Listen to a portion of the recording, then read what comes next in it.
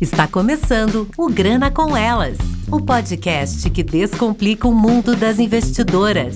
Um oferecimento do Guia do Investidor.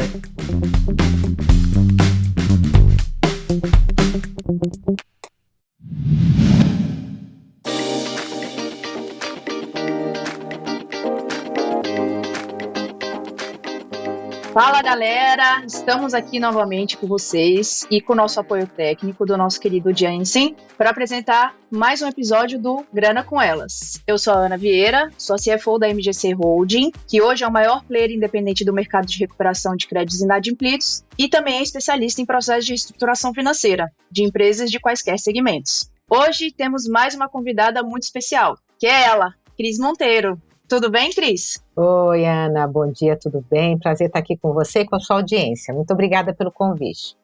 Obrigada a você por ter aceitado estar aqui com a gente. Bom, antes da gente começar, Cris, vou só fazer aqui um breve resumo, e você também pode acrescentar, sinta-se à vontade, para a nossa audiência te conhecer um pouquinho melhor.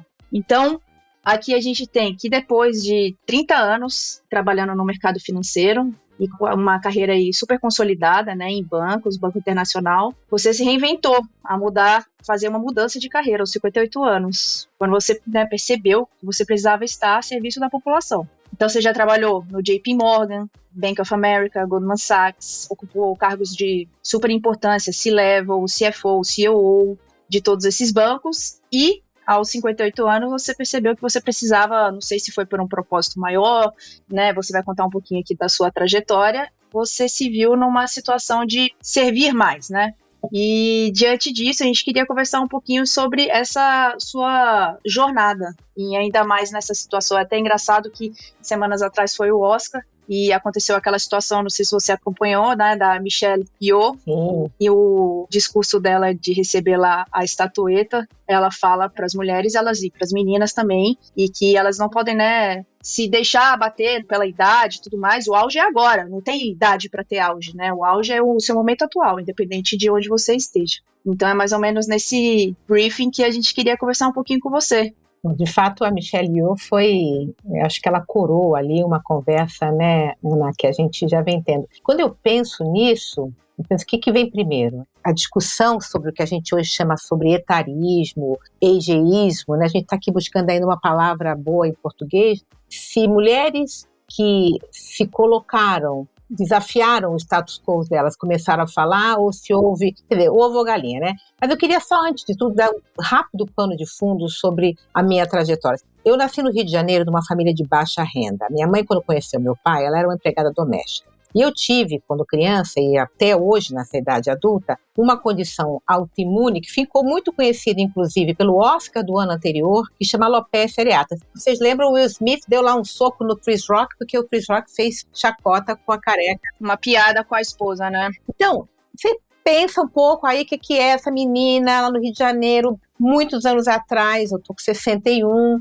nessa dificuldade. Então, isso constituiu bastante a minha personalidade, né? Eu sou resultado dessas circunstâncias. Era muito complicado para minha família, sem grana, sem apoio socioemocional e tal. Eu acho que isso me formou bastante, me forjou bastante. O fato é que eu tive essa trajetória, me tornei uma criança esquisita, mas isso me ajudou, essas circunstâncias, enfim. Eu entro no banco, estou lá com a minha carreira super consolidada, estava feliz, inclusive, eu tinha um chefe, eu digo o seguinte, né, a vida é cheia de fracassos, né, eu tive chefes horrorosos, eu tive pessoas que eu tive dificuldade, não tem passeio no parque, aliás, na vida de ninguém, mas eu particularmente nessa época eu estava muito contente com a minha responsabilidade, com a minha remuneração e tal. Mas eu comecei a ficar muito incomodada com o momento político, a partir de 2014, 2015, com os esquemas de corrupção, aquilo começou a me tocar. E eu sempre fui aquela cidadã que ninguém deve ser, que é o seguinte, muitos talvez se reconheçam, eu ia para as urnas e no caminho da urna eu pensava em quem eu ia votar. Pegava o santinho na rua, né? Praticamente pegava no chão o santinho que estava espalhado ali perto do colégio, da escola que eu ia votar, né? Eu ligava para um amigo e falava, quem vai votar, né? E eu me vi muito nesse movimento, não há um dia específico, Ana, foi processual, mas eu me vi muito responsável pela circunstância política que o país estava vivendo. Eu pensei, eu deixei de exercer o meu direito cívico e o meu dever cívico. E eu sou uma pessoa. Imagina se todos nós pudéssemos, a partir de então, falar com quem que eu vou votar para prefeito, para vereador, para deputado, governador e tal. Essa coisa toda. E aquilo foi crescendo em mim. No banco, eu só queria falar de política, só queria falar sobre isso, né? Até que eu acabei, como nunca tinha feito antes, eu me filiei a um partido, esse partido precisava essa cota, né, das mulheres, precisava da cota. Uma amiga minha falou, você tá vendo isso aqui? O partido tá precisando dessa cota. Eu falei, imagina, e fui lá, me inscrevi, e eu fiquei muito seduzida pela ideia. E aí você falou a palavra propósito, né? Eu acho que nasceu para mim um novo propósito. Isso é outra coisa também que eu queria reforçar. Tem gente que acorda, nasce e tem um propósito pelo resto da vida. Tem umas pessoas, que acho que eu sou uma delas, que a gente tem uns propósitos, eles mudam ao longo da vida. E eu encarei isso e não fui eleita. Isso, aliás, é uma informação bem importante. Eu fui candidata a deputada estadual em 2018 e eu não fui eleita. Eu pedi demissão para me candidatar. As pessoas acham que eu tinha enlouquecido. Eu acho que eu tinha mesmo. Não fui eleita, fiquei muito triste, mas muito, muito triste, porque eu me dediquei muito, eu tive pouquíssimo tempo. Isso é importante. Eu não tinha a menor ideia do que eu estava fazendo numa campanha política. 30 anos de mercado financeiro em banco americano. Imagina o que fazer. Eu não sabia. Não fui eleita, enfim, fiquei triste, aí o partido, não, vem de novo. Eu aprendi um pouco, vim, e aí isso é outra coisa. Nem sempre o não que a vida te dá é um não permanente. Você tem que ir lá de novo tentar.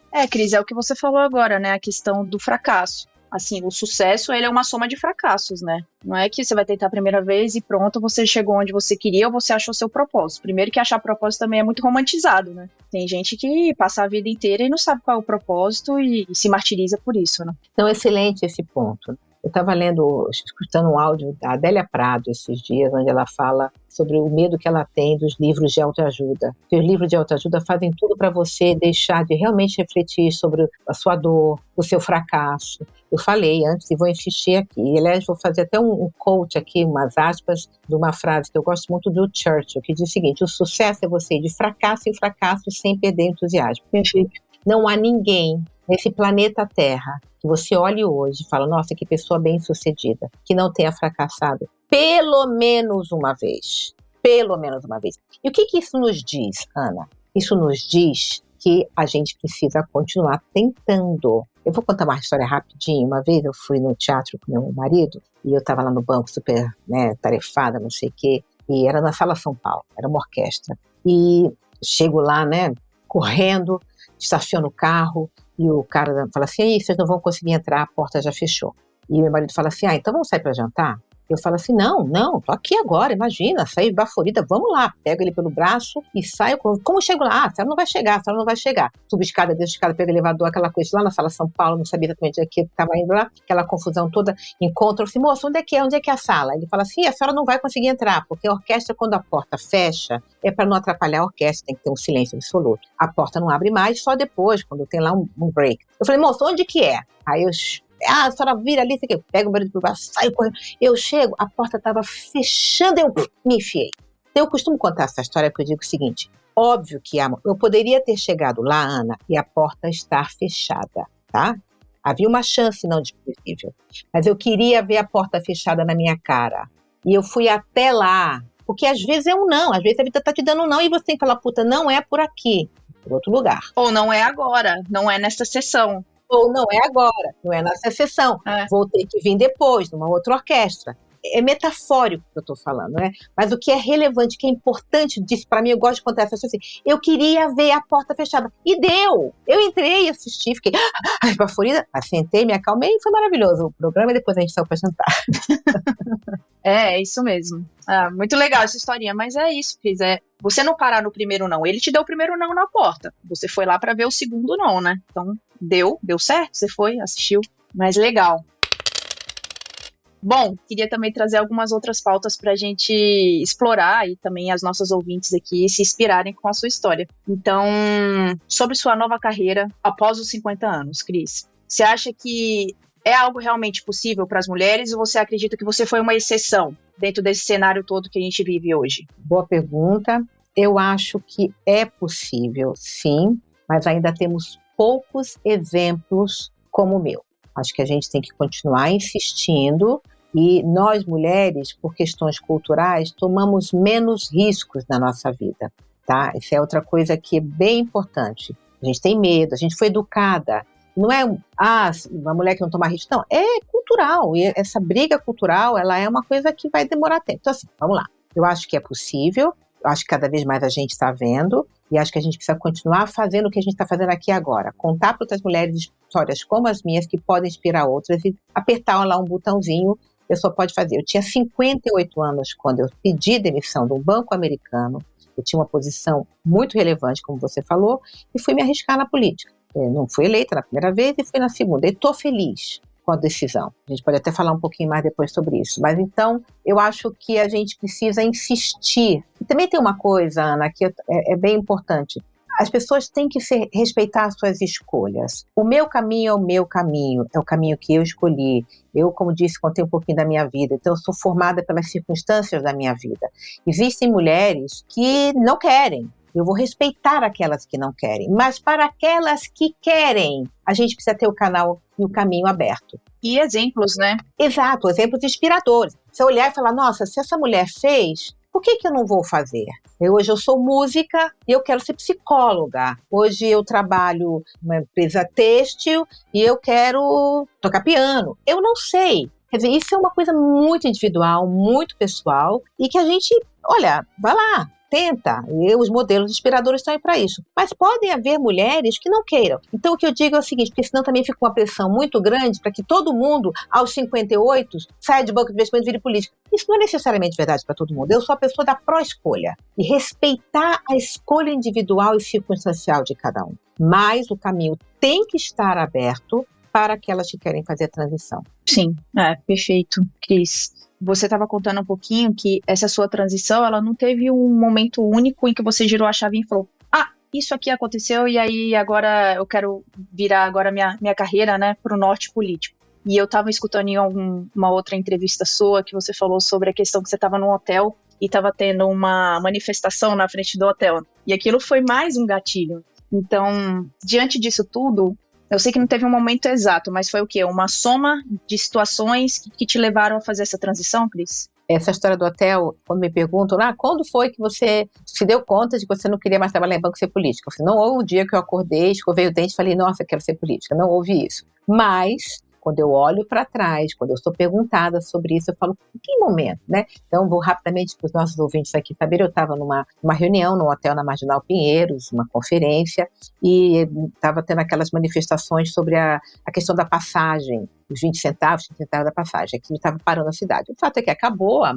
minha conferência, lá, a minha reunião, e o pessoal falou, vocês não vão conseguir sair, a cidade está parada aqui em volta e tal, vamos jantar aqui mesmo no hotel, esperar esse negócio acalmar. Falei, tá bom, puxa, que chato, querer ir para casa, mas não dá. E eu não sei por quê, agora também isso aí fica, né, eu falei, eu desci, sozinha. Eu peguei minha bolsa, peguei o elevador, desci e fui até a Berrine. E eu fiquei vendo aquela manifestação e eu fiquei absolutamente, falei, gente, olha, muita gente com faixas, com cartazes, gritando, várias faixas etárias. E aquilo, eu acho, quando eu sou perguntada por isso, que ali naquele momento algo começou a processar dentro de mim. De novo, eu sou da geração dos caras pintadas, quando teve o impeachment do presidente Collor. Eu não fui às ruas, né? E era minha faixa etária. Eu não participei da vida política desde a redemocratização. Então, eu era uma cidadã, envergonhadamente, confesso, alienada. E ali, naquele momento, eu acho que eu falei, nossa, olha isso. Tinha mãe, tinha pai, tinha filho, tinha senhores, tinha gente com cachorro, tinha tudo ali. Eu falei,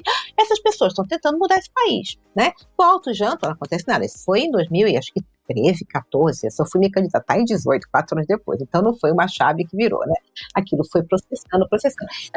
Exato. Então eu acho interessante, porque eu adoro contar histórias porque eu acho que elas ilustram os processos. Fica atenta a essas coisas que acontecem que você não está preso. Eu nunca imaginei que eu ia estar naquele dia, naquele hotel e que ia ter manifestação, que eu ia para casa. E nunca pensei, falando, deixa eu ver o que está acontecendo, pegar o elevador. Então assim, sabe, nosso espaço, além do nosso corpo, fica ligada. Fica prestando atenção. Tem que prestar atenção, né, nos nossos sinais, na nossa intuição também, né, Cris? Também. E a partir dali eu comecei a me envolver, o que está acontecendo, comecei a ler mais, eu sempre li muito jornal, mas sempre a parte econômica, menos a parte política. Comecei a me interessar e aquilo foi brotando e tomou uma proporção imensa. Na época que eu pedi demissão, Ana, eu tinha um chefe inglês Nick. E eu pedi demissão a ele, e o Nick falou, Cristina, você já tem toda a América Latina, mais Canadá, que eu te dei que não fazia muito sentido, uma mulher no Brasil com responsabilidade por cá. O que você quer mais? Olha, agora eu não posso te dar mais nada. Eu falei, Nick, não, eu quero ir embora, eu quero servir meu país. Ele não acreditou. Nem acreditou, né? Poxa, a pessoa já tá no topo da carreira ali e tá querendo sair agora. O homem não entende. Não entende. Né? Ainda mais o homem ali, ele não ia entender nunca. Então, e o que ele faz? Ele me oferece mais. Ele fala, calma, espera um pouco mais, eu vou tentar encontrar mais para você. E eu não queria mais, eu queria essa mudança. Ela estava, no meu coração batia muito forte. Latente Pelo que estava acontecendo. Eu estou contando para você agora e meu corpo ele reage a essa história. A essa lembrança desse momento. Esse momento, eu falando com ele, a gente tinha se chamava Telepresence, que era assim, o Zoom da época, dele lá em Londres e eu aqui em São Paulo. Então, Cris, nesse momento, falando agora da sua carreira nas instituições financeiras e aí com o Nick, por exemplo. Então, você tem esse currículo todo, você passou por diversos bancos, né? Não foi só um. Então, você fez uma carreira bancária mesmo. E muito legal também, eu escutei você falando que você começou como recepcionista, né, Cris? Teve aquele momento. Isso, por si só, já é uma excelente inspiração para qualquer uma que está escutando aqui, né? Mas não diante desse cenário, mas eu queria falar um pouquinho desse cenário masculinizado, né, do setor. Eu sou CFO também de uma empresa, não é um banco, mas é uma gestora de ativos. E eu também já trabalhei em banco, trabalhei no Banco Português. E quando eu entrei, eu era muito nova nesse Banco Português, eu tinha 24 anos. Mas eu estava super preparada para pegar o cargo que eu fui contratada, que era gerente de controladoria. Mas, quando você entra nesse ambiente ultra masculinizado, nova ainda, eu me sentia assim numa pressão absurda de eu vou ter que mostrar o trabalho em triplo, assim, né, fora do comum. E aí eu fico me imaginando você, né, nesse papel que você teve em todos esses bancos. Conta um pouquinho sobre como que é estar, né, nesse ambiente masculinizado, o que você teve que fazer. Eu me vejo em você um pouquinho. E você quando fala que está em controladoria, você é CFO, eu acho que tem um plus a mais de dificuldade, porque nós mulheres estamos nos espaços de poder corporativos como recursos humanos, por exemplo. Nós vemos menos mulheres ainda nas áreas mais técnicas, como a controladoria. Você é uma mulher CFO, isso aí é um espaço ocupado por homens. Então, eu me empatizo com a sua trajetória, com, enfim, as dificuldades que você pode ter e ainda tem. Então, vamos lá. Eu comecei a trabalhar como recepcionista na começo da década de 80, então tem muitos anos. Não havia nenhuma dessas discussões sobre a mulher e espaço de poder, isso não existia. Eu fui enfrentando isso sem me dar conta, totalmente num campo da inconsciência. Mas, de novo, eu queria muito conquistar novas coisas, porque como eu era pobre, eu queria comprar roupa. Para mim, eu queria comprar roupa. Sabe, eu queria comprar sapato. Aquilo era o meu universo era muito limitado. E aquilo era o que o meu desejo. Eu não tinha como, então eu preciso trabalhar para comprar roupa, para ir poder sair daqui do subúrbio e ir uma festa na Zona Sul do Rio de Janeiro, né, e tal. E o que eu fiz? Eu era a primeira a chegar no escritório e a última a sair. Eu era dedicada, eu queria fazer tudo, eu era muito disciplinada, trabalhadora pra caramba. Então, eu até outro dia dei uma entrevista e eu, quando reflito sobre isso, assim, em condições normais, se eu fui bem sucedida, né, aos 50, quando eu cheguei, eu acho que eu teria sido muito mais bem sucedida se eu não tivesse enfrentado todas as barreiras masculinas que se colocaram e que eu não tinha consciência. Eu só fui criar consciência da minha condição como mulher no espaço corporativo, eu já tinha mais de 35 anos. Porque até então eu era aquela mulher trabalhadora, dá para ela que ela resolve, E eu lá, né, que nem maluca, trabalhando. Fiz faculdade à noite, uma faculdade de quinta, como eu costumo dizer, não sei o quê, resolvi fazer pós-graduação. Tudo isso é um esforço, né, Aí quando eu chego lá, eu começo a conquistar algumas coisas, eu começo a receber uns nãos, e aí eu começo a criar a consciência dos nãos que estão vindo para mim. Eu falo, por que eu não estou conseguindo esse projeto? Por que nessa vaga aqui que eu me candidatei junto com o meu colega, ele ganhou, se eu sou tão boa ou melhor do que ele? E aí começa a construção de uma consciência de quem eu sou naquele lugar. E eu tive sorte. Embora eu acho que a sorte, você tem que dar mole para a sorte, você tem que ajudar a sorte. Eu acho que é aquela frase do Sêneca, Cris, que a sorte acontece quando a oportunidade encontra alguém preparado.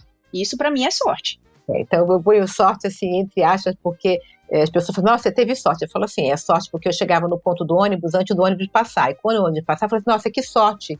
Eu tô aqui, o ônibus passa. Tem aquela pessoa que chega no ponto do ônibus, depois, puxa, que azar, o ônibus foi embora, tem que esperar o próximo. Então, vamos ajudar a sorte. Mas vamos lá. O que eu acho que eu tive sorte, né? Eu tive sorte porque eu estava num banco de investimentos americano e essa conversa sobre as minorias, ela acontece muito mais, estava acontecendo lá nos Estados Unidos, de começam a trazer. Então, vinham mulheres bem-sucedidas para visitar o escritório no Brasil, conversavam comigo, me davam dicas. Então, essa seria, vamos dizer assim, a circunstância, em vez de falar sorte, que colaborou. Uma vez eu tive uma promoção que eu queria, eu não tive, foi terrível, eu falei, não quero mais ficar aqui, eu chorei muito, eu fiquei muito triste e tal. E de novo, um fracasso. E passei 2 dias, falei, não vou nem pro banco mais, vou embora e tal, os caras não me querem. Me recuperei, voltei e falei assim, olha, eu quero essa promoção e eu quero que vocês me ajudem a estar pronta. Se eu não estava pronta esse ano, o ano que vem de novo, um novo ciclo. O que vocês vão fazer para mim, para eu estar pronta, para eu não receber ou não? Porque eu vou me dedicar. E no ano seguinte consegui a tal promoção, que é uma coisa que é tipo um Oscar dos bancos americanos. Eu virei Managing Director daquele banco, é uma coisa incrível.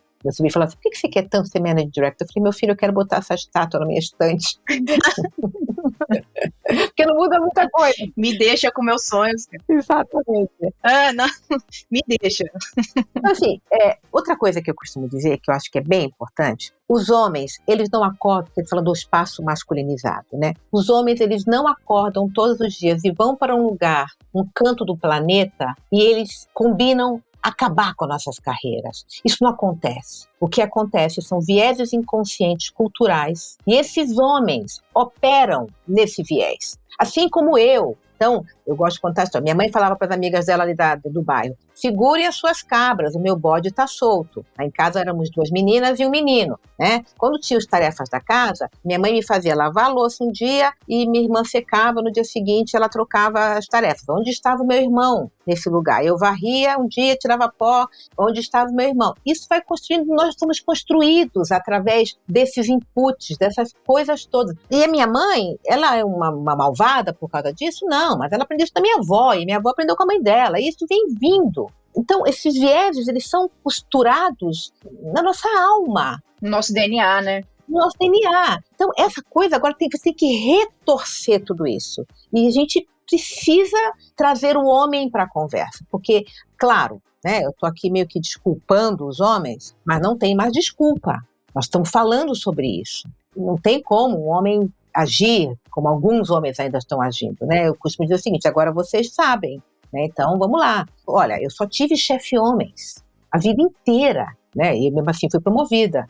Eu tenho até, graças a esses homens, o que eles viram em mim? Puta, essa fulana aqui entrega pra caramba, vamos promover ela. Mas até um ponto, tá? Eu fui até a página 2, depois eu tive que botar a luta de boxe e falar, não, eu quero mais. Porque você tem esse perfil combativa, né, Cris? E não são tantas mulheres que têm esse perfil, às vezes elas não se sentem capazes de combater de frente essas situações, né? Então é o que você falou, assim, tem que haver uma quebra de ciclo. Existe essa situação, a gente vive dentro desses vieses, mas, assim, a gente tá trabalhando para quebrar esse ciclo, né? O ciclo de que só a filha que vai lá ajudar a mãe. E aí é por isso que também existe esse comportamento feminino de a gente não aceitar tomar muito risco. Às vezes vem daí, porque a gente tem esse perfil, né, a mulher, ela vem dentro desse comportamento de cuidadora. Não, eu tenho que cuidar, eu não posso tomar risco, então eu tenho que cuidar da casa, eu tenho que cuidar do meu irmão, eu tenho que ajudar, então ela não pode tomar risco. Como que ela vai tomar risco dessa maneira? Com o dinheiro dela ainda, imagina só.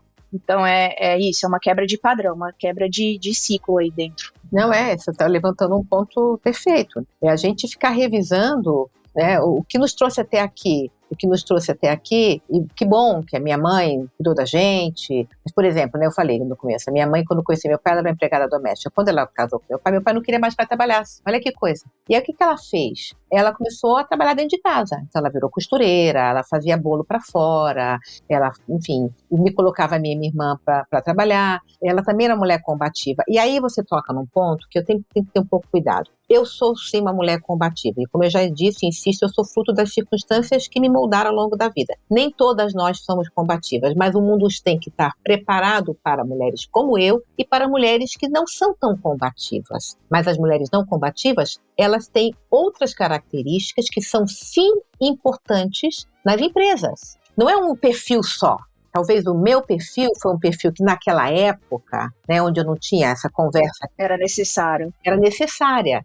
E mulheres como eu vão continuar existindo, mas existem mulheres que são mais aquietadas, enfim, com outras características. E a gente tem que ter um mundo preparado para todas nós. Não é só um perfil que vai ser o perfil que vai ser bem-sucedido. Não, né? Eu me lembro muito, tinha uma moça que trabalhava comigo, mas era uma japonesa, uma asiática. E ela era aquela mulher calada, entrava muito e saía calada. E eu sempre falava para ela, se ela escutar isso aqui, eu falo, Clara, você precisa se colocar. Clara, você precisa colocar. E era uma dificuldade enorme para Clara se colocar. Um dia eu fui numa reunião em Londres e estava numa mesa, tinha lá uma mulher asiática. De novo, calada, é uma característica. Mas numa hora que aquela mulher abriu a boca, eu olhei para ela, todas as atenções da mesa foram porque aquela mulher falou. Eu falei, que mulher incrível. Olha, ela estava calada o tempo todo, quando ela abriu a boca, tal. Eu volto pro Brasil e falo, Clara, você me desculpe. Você não precisa ficar falando que nem eu falo. Seja você mesma. E ela hoje está lá ocupando uma posição no banco, que era a posição que eu ocupei no começo. Ela é Managing Director, é uma mulher incrível e tá lá. Então, assim, eu cometi um erro com ela. Falar, não, você tem que ser faladora, você tem que ser combativa, você tem que ser agressiva. Não, fulano encontrou o caminho dela com o jeito dela. E nós temos que preparar o terreno para todas nós. Verdade, perfeito, Cris.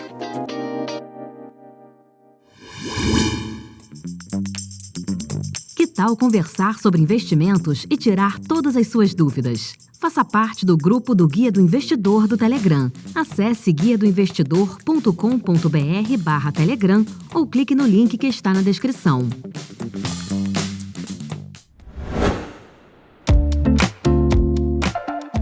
Falando um pouquinho dessa questão de toda essa vivência que você teve no mercado financeiro, o que você pode aproveitar de todo esse cenário para aplicar na gestão pública, quando você fez a sua transição? E não somente em características de gestão financeira, sei lá, se você iria citar, por exemplo, isso, mas, assim, você criar políticas para as mulheres ou alguma questão para as pessoas que vêm lá do subúrbio, igual você falou, que é uma característica sua. O que de tudo isso te ajudou a estar aqui na gestão pública e criando políticas nesse sentido?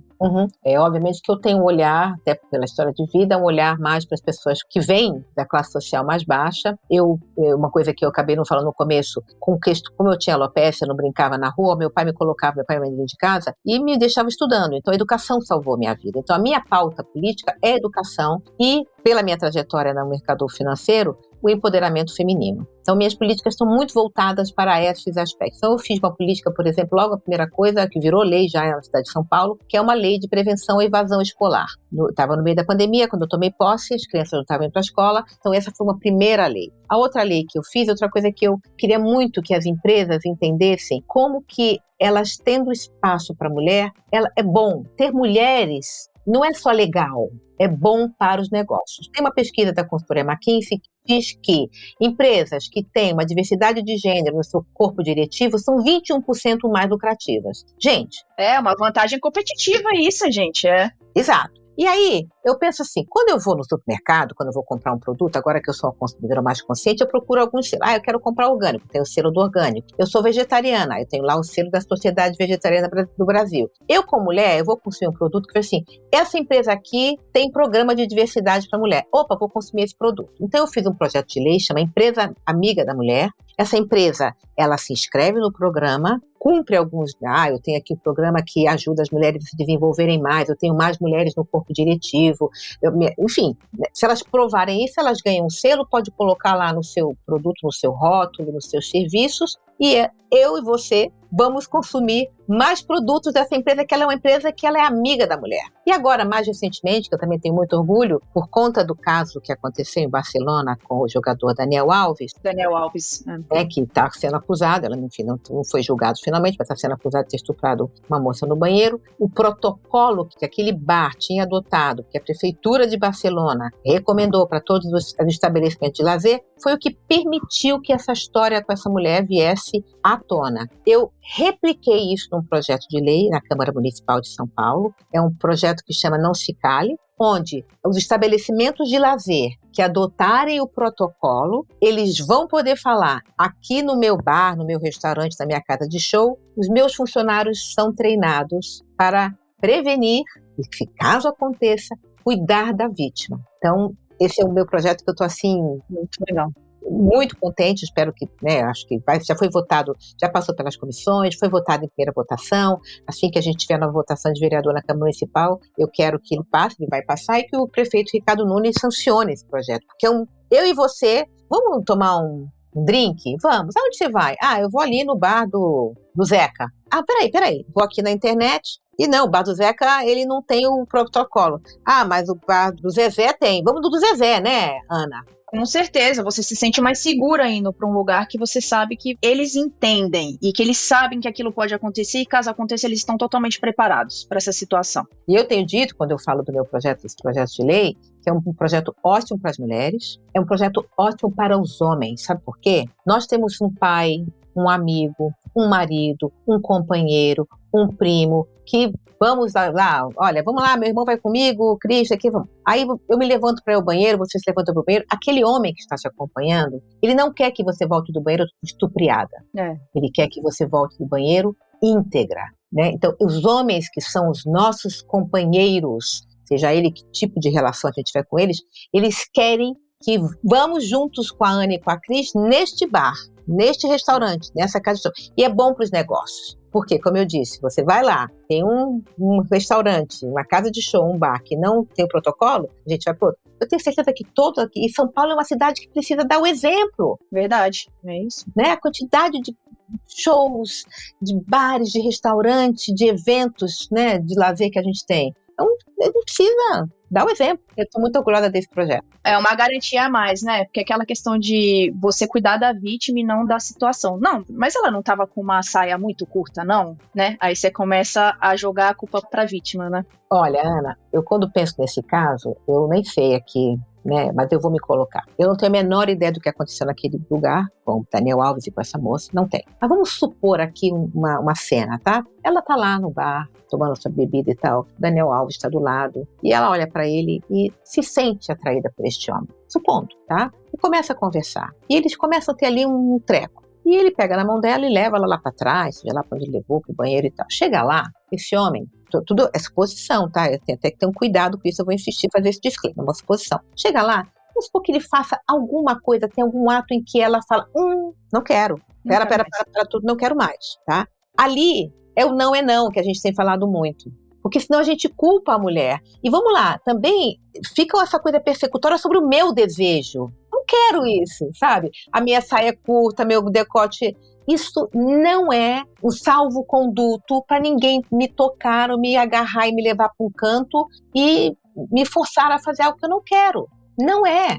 E mesmo que eu tenha uma certa manifestação do meu desejo, a manifestação do meu desejo pertence a mim e não ao, entre aspas, Daniel Alves. Exatamente. É um projeto, assim, importantíssimo, Cris. De verdade, eu também tô aqui na torcida para que ele seja sancionado. Isso traz uma leveza pra gente. É o que você tá falando. Vamos para aquele bar? Vamos, porque eu sei que ali eu vou ter um pouco mais de tranquilidade. Mas muito legal, Cris. Um lugar mais seguro para todas nós. É isso, com certeza. E falando que você falou, espero que São Paulo sirva de exemplo. E você que nasceu no subúrbio do Rio de Janeiro e hoje é vereadora de São Paulo, quando você veio aqui para a capital paulista? Quando que você saiu de lá, veio para cá, veio servir num local diferente? Você se adaptou a São Paulo? Você gosta de São Paulo? Como que está sendo essa situação?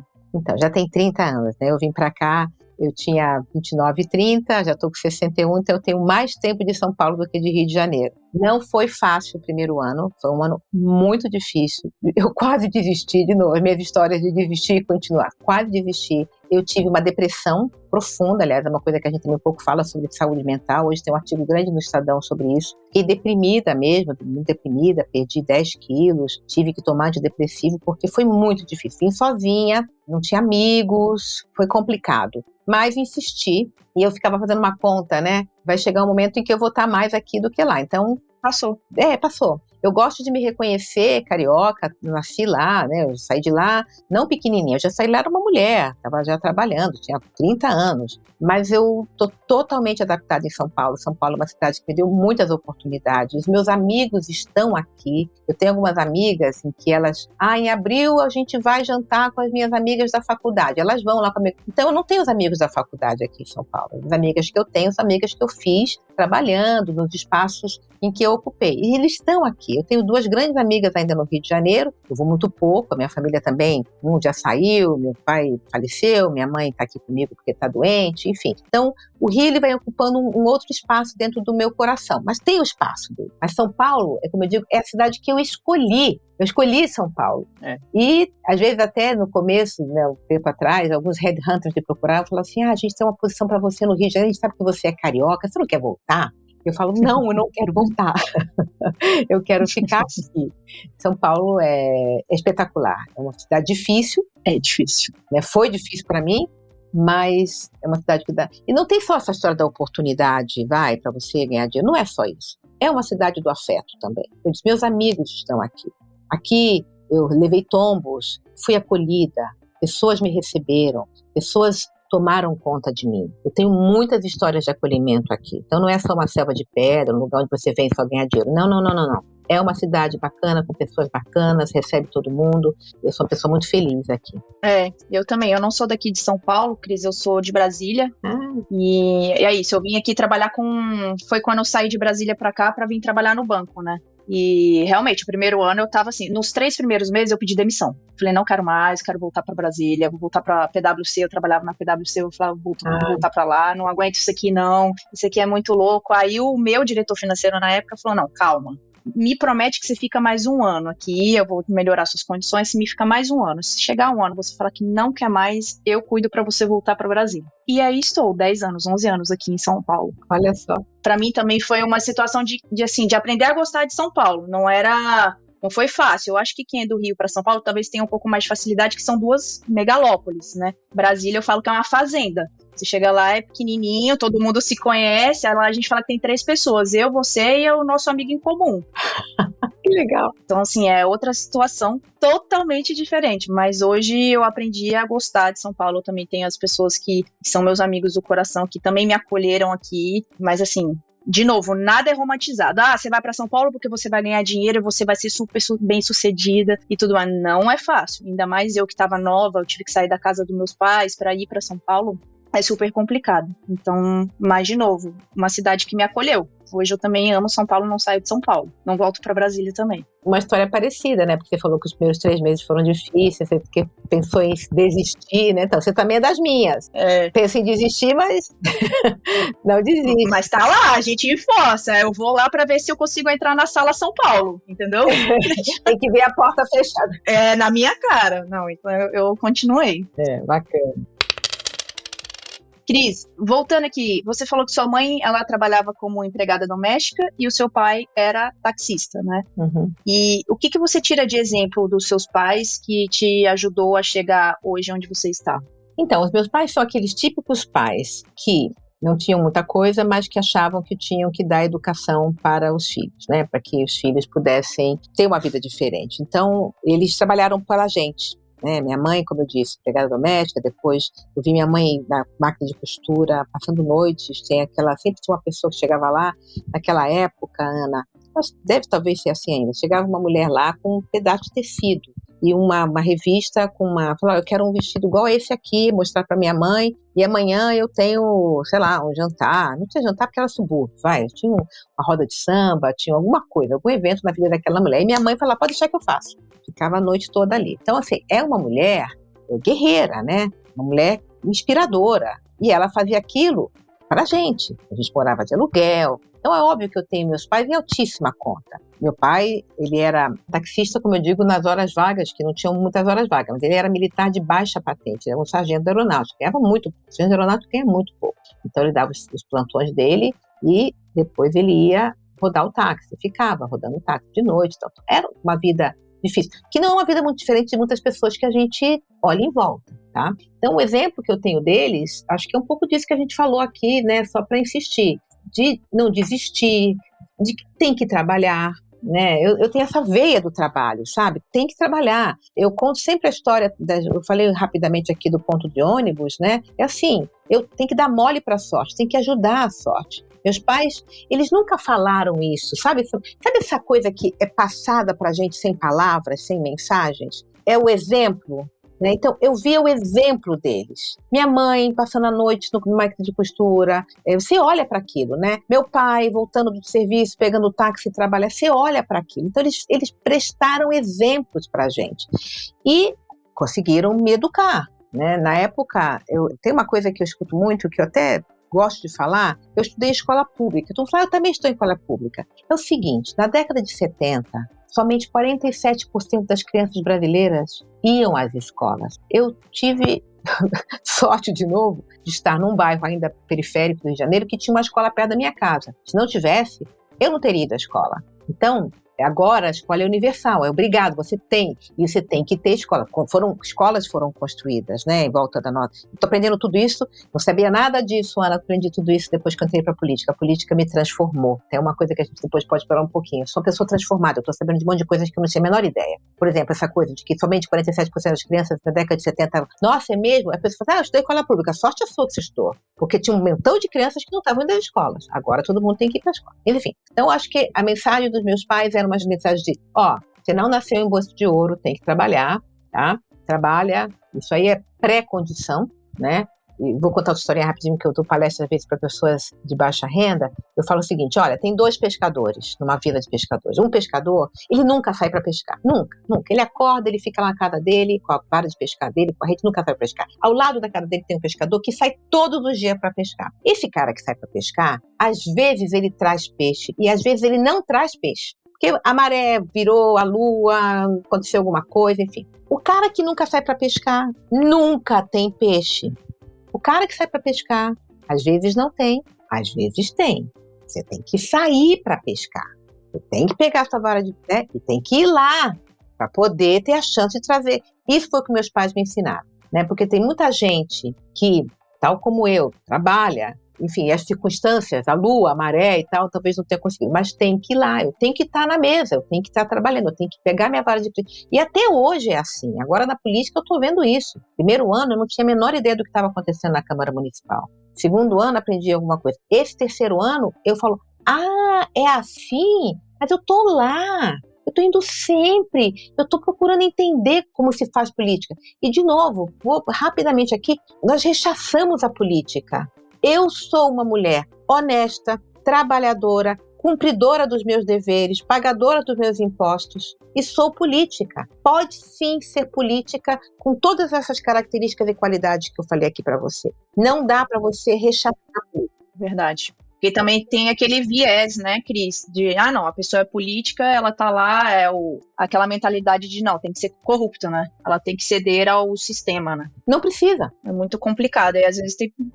e aí às vezes as pessoas não querem nem tentar. Olha aí o seu exemplo, né, de que com todas essas qualidades você tá aí, tá tentando fazer a diferença. Porque também tentar é diferente de conseguir, que é de novo o que você tá falando. Tem um pescador que vai lá e não sai de casa, ele nem tá tentando, você está tentando. Tem hora que você vai conseguir, que passe uma política, tem hora que não. Exatamente. E eu acho que tem uma mensagem para quem nos está ouvindo, que assim, não precisa virar política como eu virei, mas não precisa ser a mulher que eu fui até os 58 anos de idade, onde eu absolutamente não queria saber.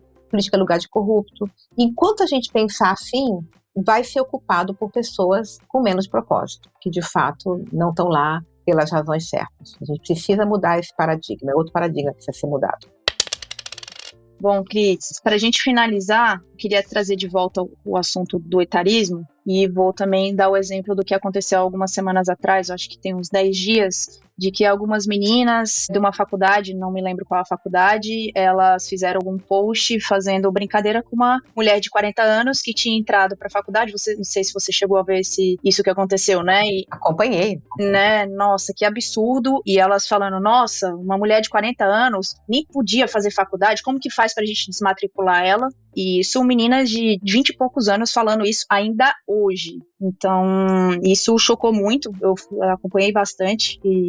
Mas, assim, diante disso, né, de que maneira a gente pode incentivar, mesmo com tudo que vem acontecendo, né, outras mulheres para evoluir, conquistar os seus espaços em qualquer idade, assim como a Michelle Yeoh falou lá no Oscar, né? Uhum. Então, quais as dicas que você quer deixar para essas mulheres que estão nesse momento? É uma dificuldade adicional à questão da mulher, né? A gente falou bastante aqui ao longo dessa última hora sobre os espaços que a gente está ocupando e agora acho que está adicionando uma mulher mais velha, né? Então, a gente precisa quebrar esse paradigma, né? A Michelle Yu falou bem, não deixe que a idade seja um impedimento, que seja a sua característica. A idade é mais uma característica. Como é minha altura, como é meu rosto, como é meu cabelo. Então, a dica é, procura investigar o seu desejo. Se o seu desejo é aos 40 anos entrar na faculdade, vá lá e faça. Essas meninas, elas não têm a menor ideia do que elas estão falando. Eu lamento profundamente que elas tenham feito isso. Elas agora devem estar com a cabeça, dor de cabeça, né? Foram equivocadas, foram desagradáveis e desnecessárias. Quem se saiu muito melhor foi essa mulher que teve a coragem de ir lá e se matricular, fez vestibular e passou na faculdade. Então, a idade ela é mais um pedaço nosso. Ela não te define, ela não é o seu definidor. O seu definidor é o seu desejo, né? O que eu quero fazer? A gente viu, óbvio que tem alguma limitação. Cláudia Raia está tendo filho agora com, 50 e poucos anos, né? É comum? Não é comum. É uma exceção? É uma exceção. Ela está abrindo uma porta. Sabe-se lá daqui a 10 anos como é que vai ser. Então, qual é o seu desejo? Acho que essa mensagem que eu vou deixar. Independente da sua idade. O seu desejo é entrar numa faculdade? O seu desejo é mudar de carreira? O seu desejo é, se separar do seu parceiro que está num casamento que não é satisfatório? O seu casamento é se reconciliar com o seu irmão? O seu desejo é se reconciliar com você mesma? Investigue o seu desejo. E as coisas, elas virão. Sabe, é importante o autoconhecimento. E as favas com os paradigmas, eles estarão lá. Essas mulheres, essas mocinhas de 20 anos, elas não vão desaparecer. Essas vieram a público, ficou público, mas deve estar nesse momento que a gente está conversando, outra lá falando de vários, né? Que como que ela tá, a gente não falou, estão deixando o cabelo branco, eu sou mais gorda, eu sou mais magra. Gente, tudo isso está vindo por terra. Não importa a forma do seu corpo, a cor do seu cabelo, o que importa é o seu desejo. Investigue o seu desejo.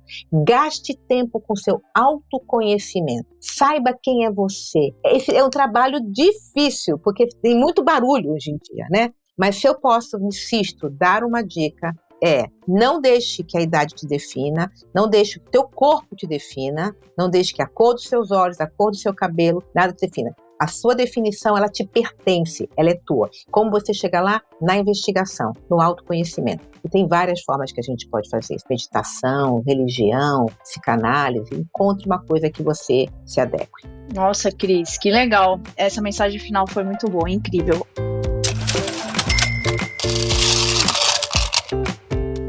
Para finalizar, tem algumas outras mulheres que você tem como referência para as nossas ouvintes aqui seguirem também? Eu tenho um monte de mulheres que são bacanas. Tem uma mulher que eu gosto muito, chama Madeleine Albright. A Madeleine Albright, ela foi secretária de Estado do Clinton. E ela tem uma frase que eu sempre usava muito nas minhas palestras, que ela diz o seguinte, e aí é uma outra mensagem para todas nós mulheres. Ela falava assim, existe um lugar especial no inferno para uma mulher que não ajuda outra mulher. Mulheres. Eu sei, essa frase é muito boa. Muito boa, né?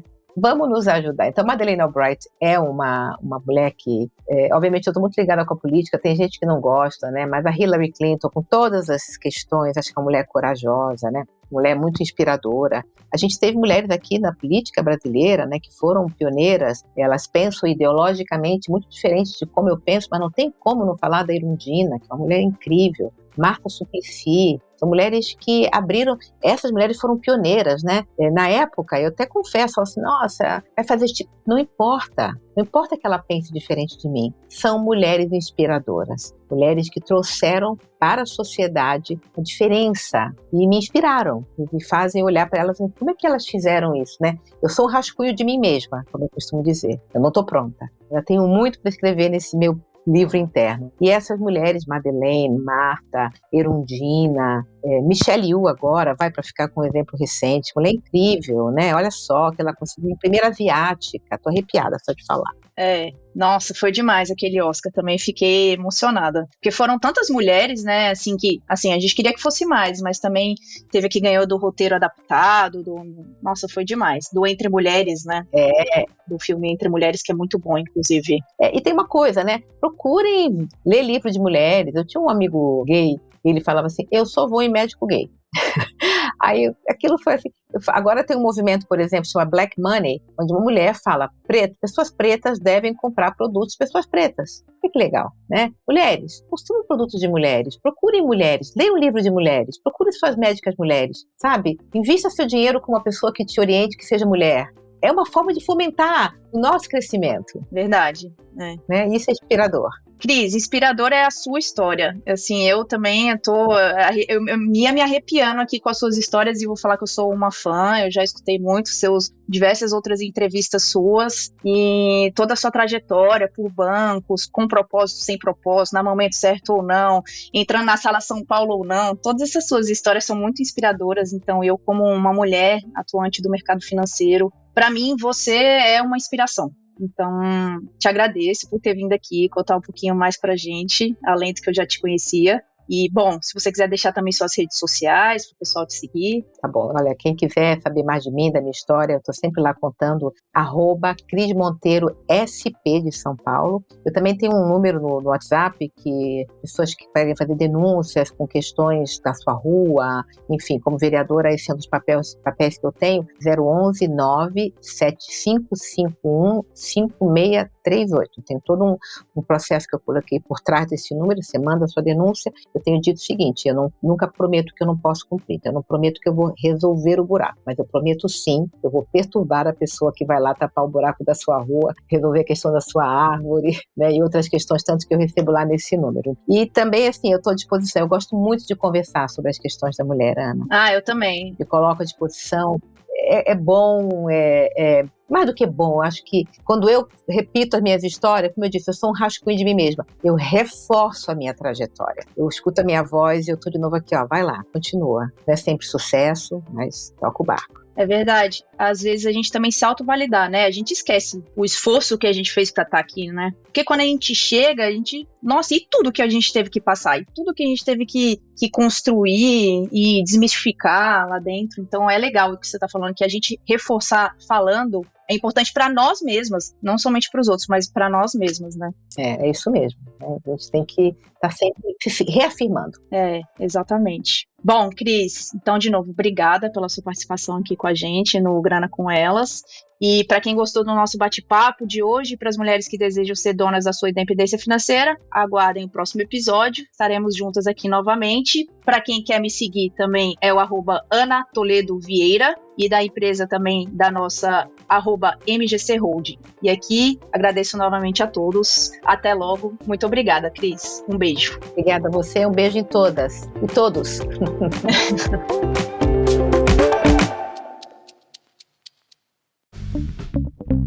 O Grana com Elas é uma iniciativa do Guia do Investidor em parceria com a MGC Holding. Acesse grana.com.vc para ouvir todos os episódios. Nos vemos no próximo!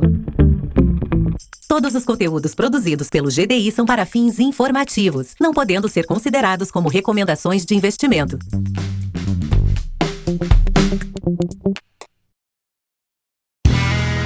Este podcast foi editado por Play Áudios.